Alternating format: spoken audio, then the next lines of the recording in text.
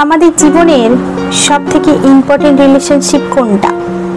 না, সেটা বাবা মা কিংবা ভাই বোনের সাথে রিলেশন না, ইভেন সেটাও নয় যেটা লাইফ পার্টনারের সঙ্গে রয়েছে, সেটাও নয় যেটা বেস্ট ফ্রেন্ডের সঙ্গে রয়েছে।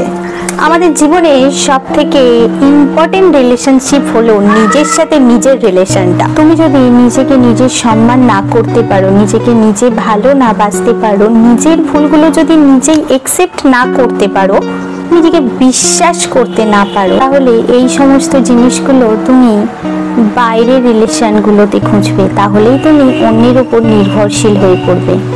কখনো খুশি থাকার জন্য নিজের পার্টনারের উপর নির্ভরশীল হবে, কখনো নিরাপত্তার জন্য বাবা মার উপর নির্ভরশীল হবে, কখনো কম্প্যানিয়নশিপের জন্য ভাই বোনের উপর নির্ভরশীল হয়ে পড়বে।